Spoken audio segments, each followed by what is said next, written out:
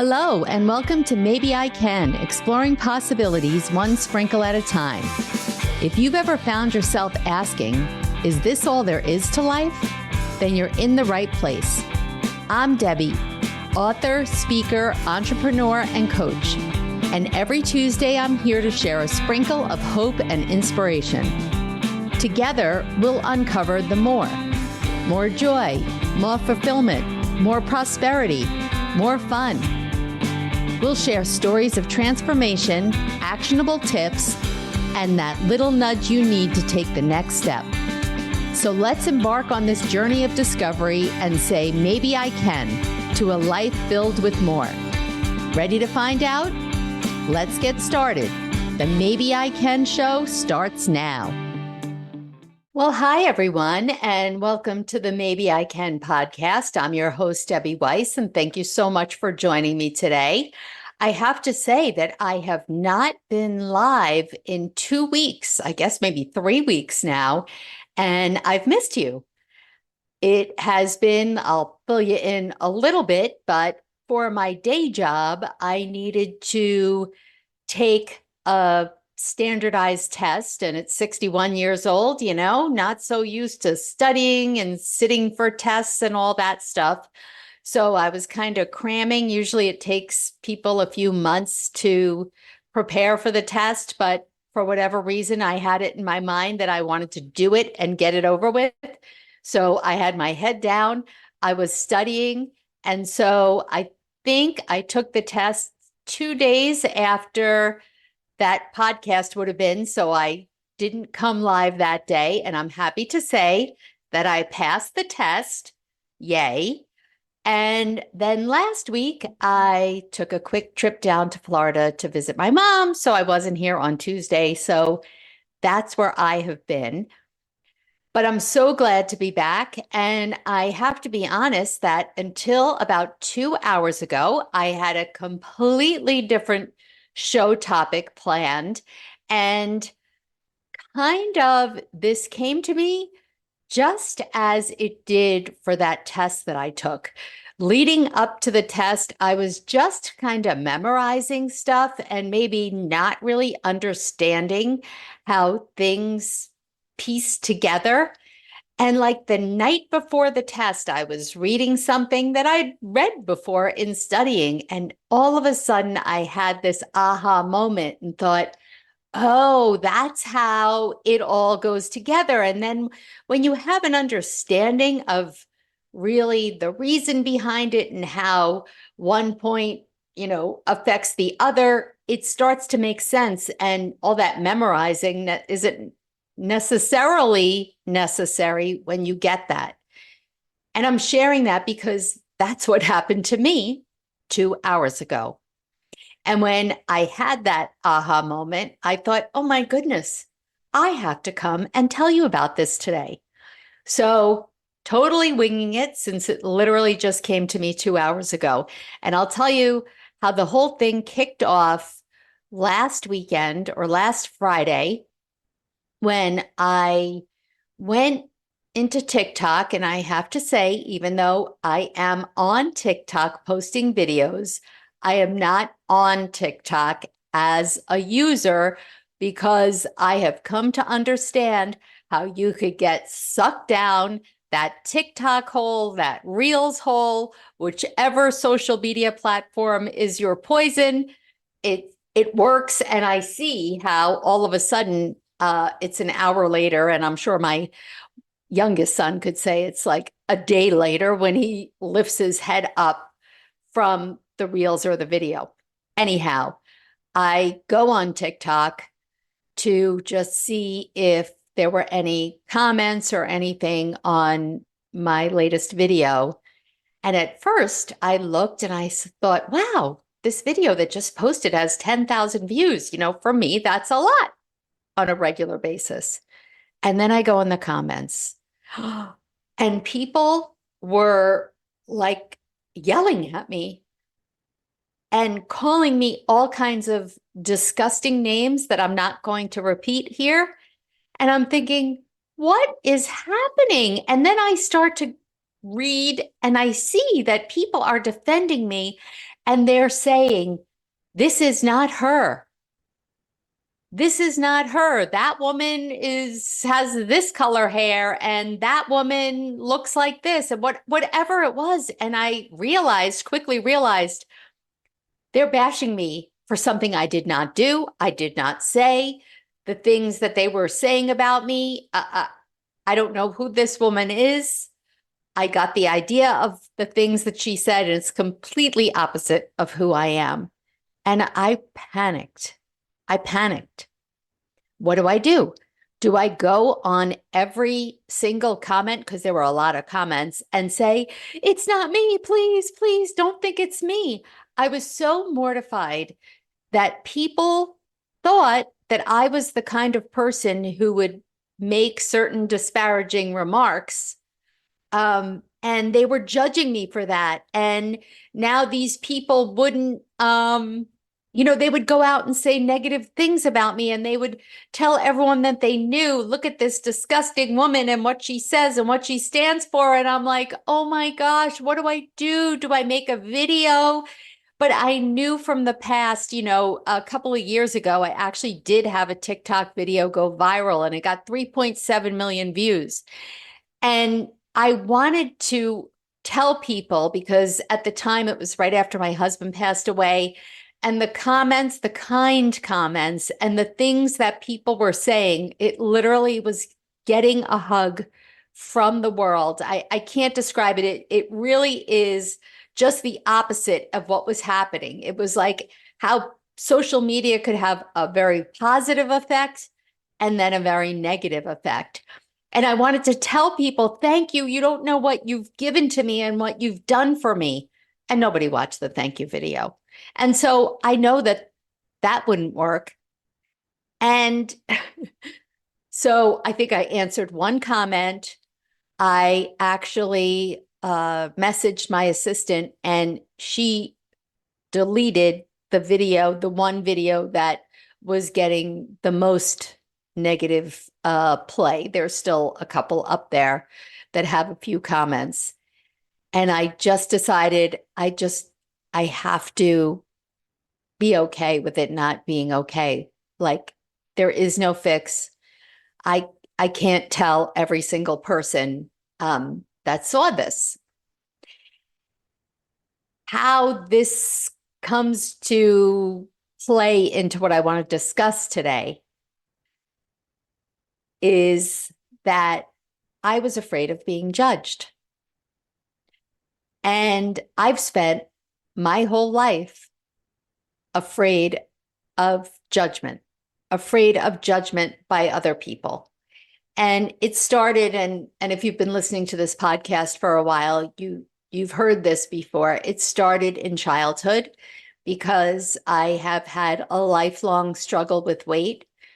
And I have my earliest memory of probably being 2 or 3 years old and being in preschool or something, and just being very aware that, my legs were a little chubbier, or my midsection, or whatever it was. I didn't feel like I was enough compared to those other thinner little girls. And whether they were sending me that message, whether it was the adults, I mean, I don't know if it was at 3. I know at 5, I was so excited to take my first dance class, because I've always loved dancing. And I remember feeling uncomfortable again at 5, being in the tights and the bodysuit. And, looking back, I was just a little bit chubby. I was not incredibly overweight at that age, just a little bit chubby. And I remember that when, the music started, I was good. I was a good dancer in that little group of 5-year-old dancers. I was so good that I was eventually in the spring picked to be, the quote unquote lead in our 1-number recital. And I don't remember exactly what it was, but back then you didn't have your own costumes. Like the dance studio had the same costumes they used year after year. And a mom had to measure me for the costume. And I remember her taking a measurement of whatever, probably my waist, and announcing what seemed like it was through a megaphone, letting everyone know she won't fit in the costume. I ran out the door and never went to dance class again, something that I loved. And so, people would look at me. I know people would say, oh, she has such a pretty face. And then kind of like pause. And I could fill in the blank. It's such a shame that her body doesn't match her face. Well, as a child, after being judged for my appearance, I also found that I could be judged positively by the grades that I received in school and what a good student I was. And later on, judged by athletic ability and how popular you were, and all those things that you're judged as a child. And for sure, this has shaped who I am. It shaped my self-worth and led to this feeling of self-doubt. And then even as an adult, or I would say a young adult, and again, if you followed me, you know my story. At 17, my dad had a massive stroke. Well, when I was 17, not him. He was 45, almost 46. And he had a massive stroke and he survived. My parents soon divorced and I became my dad's primary caregiver. And when I stepped into that role in the beginning, I think I embraced it because people were judging me, but I was on the right side of judgment. Oh, look at what she's doing. Look at how she's there for her father. She's amazing. All the compliments, all the accolades. And so the more that I did for my dad, the more that positive feedback would come in. And I think that's one of the reasons that I actually really loved being his caregiver. Now, don't get me wrong. I loved my father. I was daddy's little girl, and I would have done anything for him, even without those positive accolades. But it definitely did fuel my fire. It gave me that validation that I was seeking. And it started to actually build my confidence. By always seeking the approval of others, I got to tell you, and maybe firsthand, it's exhausting. It's anxiety producing because now you're second guessing yourself all the time, worried, overthinking about what you do, what you say. It's exhausting. It's exhausting. And maybe sometimes it causes you to be phony. I have to say, I've never had the ability to be phony, but in some people, we know it. We see it. We see those phony personas. And why is that? It's because they want to be liked. We all want to be liked and we all want to be accepted. As a matter of fact, it's not just a personality trait. This sense of wanting to belong, it's actually wired into our biology. Because back in, I guess, the caveman days, our ancestors, they relied on belonging to a group for survival. Being part of a tribe meant that you had food and people there to protect you and resources. And if you were rejected or excluded, it could literally be life-threatening. And because of this, our brains have evolved to be attuned to wanting and needing that social acceptance. This, I guess, basically survival mechanism, it made us safe. And so today, just that threat of being cast out, even though in most cases it's not going to be life-threatening, it's still viewed by our brain as a threat. And the same parts of the brain that process physical pain, like a broken bone or, whatever, hangnail, also light up when we experience social pain, such as being criticized or excluded.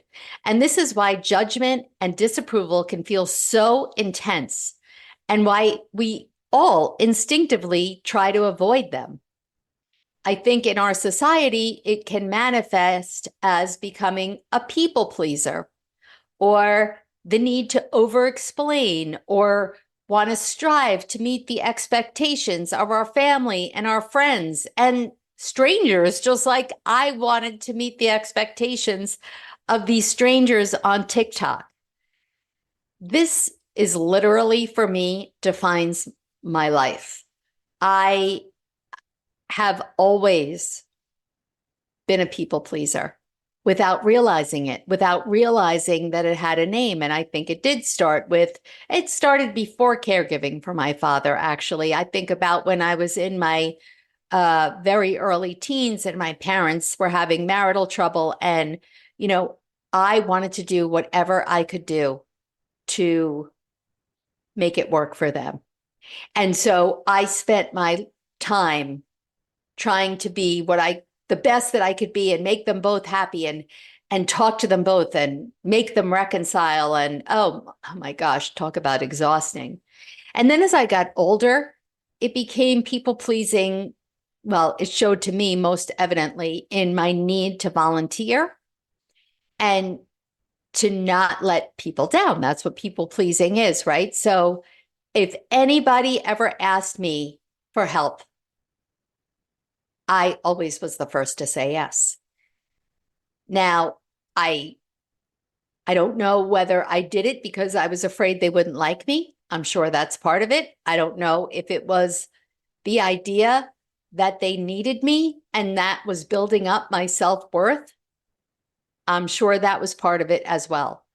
At one point in my life, a point in my life, by the way, when my kids were probably, maybe preteens, very, very busy with sports. My older son, who has had developmental delays and was having some difficulties, especially going through puberty. So a lot was going on with him.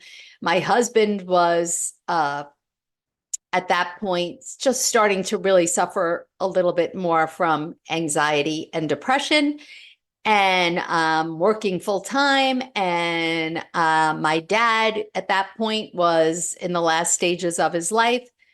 And I thought this is a perfect idea to be the treasurer of 3 different organizations at that time. What the heck was I thinking? I wasn't thinking. I was sacrificing my own needs, forget my happiness. I didn't have time to think about being happy. I couldn't even breathe. And I did this to myself. Sure, some of my circumstances were out of my control.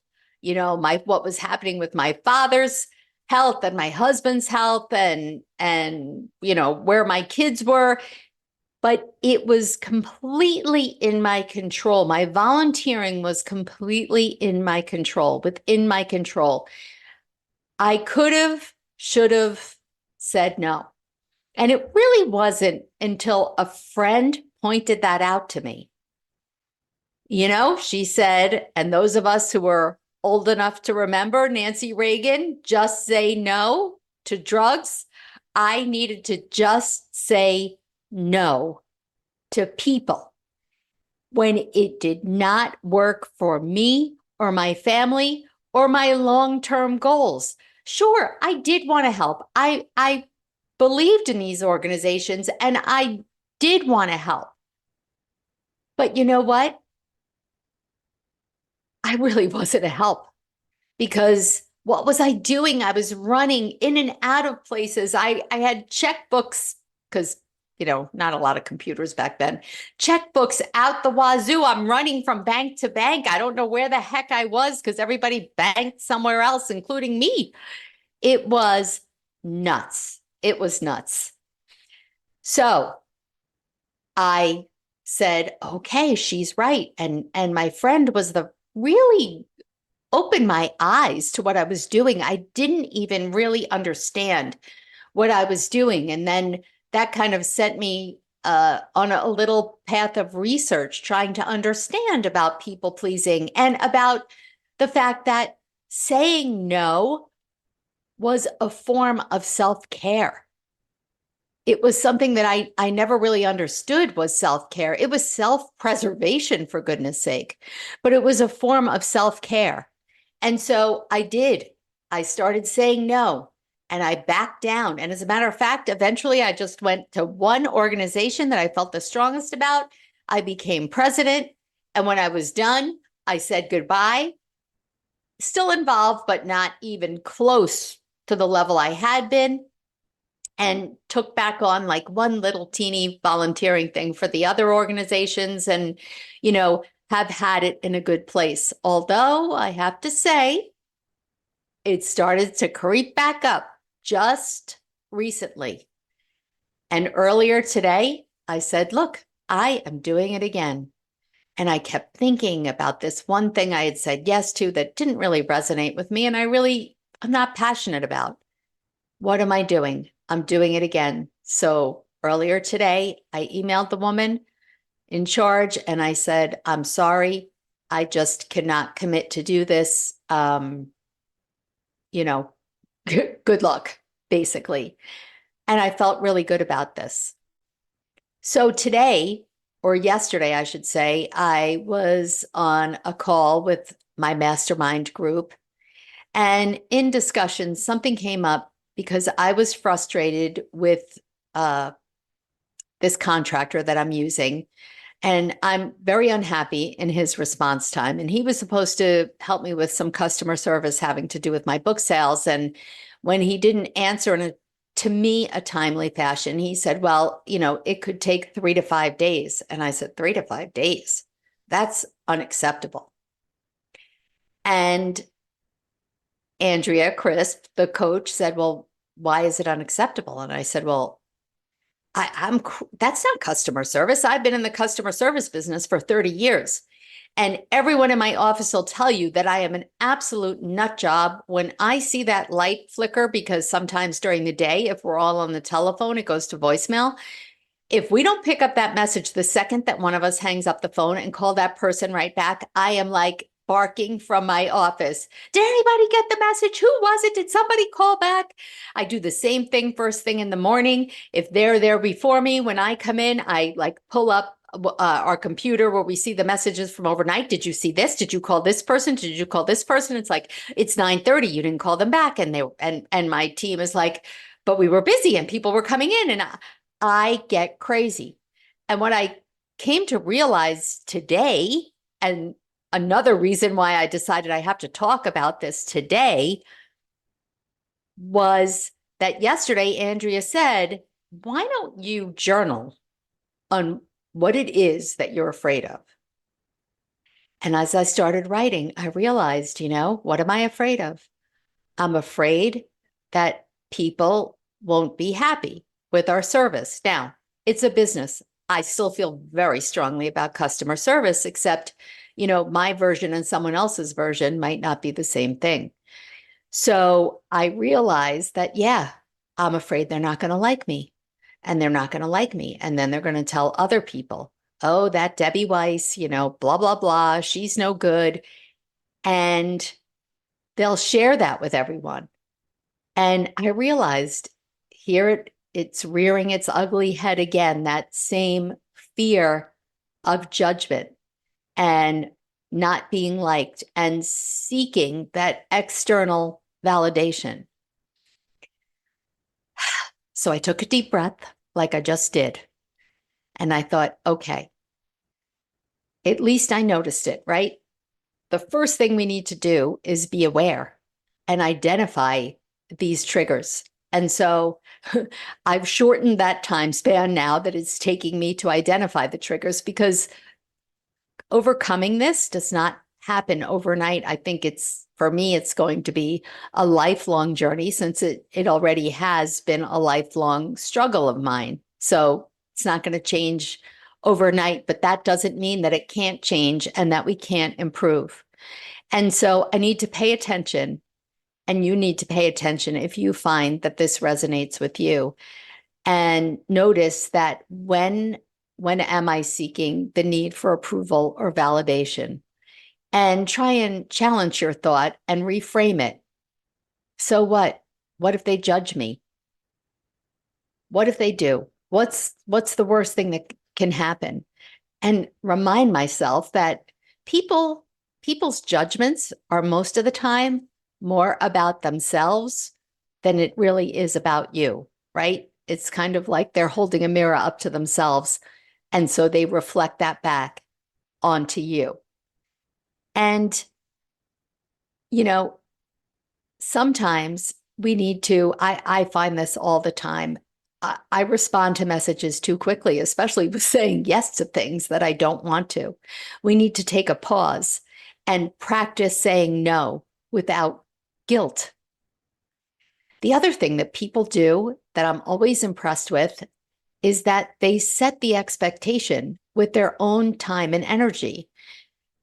Have you ever called someone and they'll say, this is so-and-so, leave a message. I will get back to you within 24 hours. When you hear something like that, you're not surprised when 2 hours later you haven't heard back. They have set the expectation.